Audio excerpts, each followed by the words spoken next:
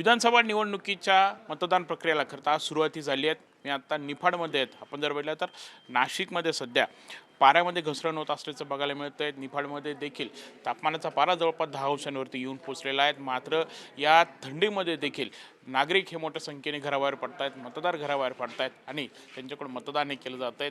आपण समोर जरी बघितलं तर इथले जे कर्मचारी तैनात आहेत ते कर्मचारी असतील किंवा जे मतदार आहेत ते सुद्धा म्हणजे अगदी स्कार्फ, स्वेटर, मफलर घालून इथे येऊन पोहोचत आहेत आणि मतदान जे आहे ते त्यांच्याकडून केलं जाते।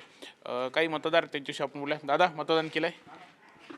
हो, मतदान केलेलं आहे। आज अतिशय उत्साहामध्ये हे मतदान केलेलं आहेत आणि थंडी असूनही बरेच मतदार आज इथं मतदान करण्यासाठी येत आहेत।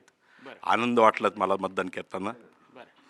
मतदानाचा हक्क बजावलाय, का वाटतं मतदान करणं का महत्त्वाचं आहे? लोकशाही वाचवायची असेल तर मतदान केलं पाहिजे आपण आणि एक स्थिर सरकार पण त्याच्यातून आपल्याला मिळेल।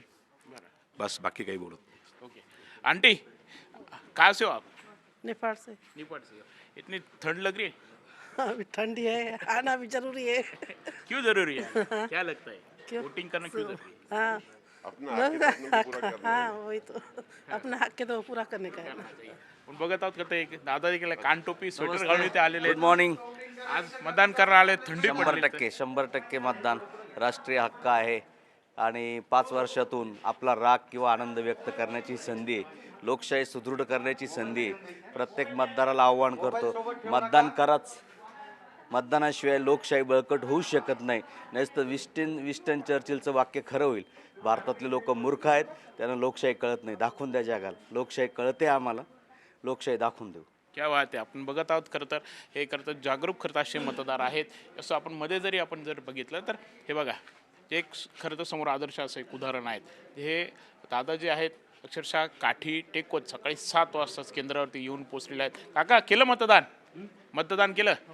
ओके, बोट दाखवा आम्हाला। यस, हे बघा काका आहेत। काका, काय आज सकाळी सकाळी आले, थंडी पडली मतदानाला? पायाला सर्जरी हा त्रास होतो।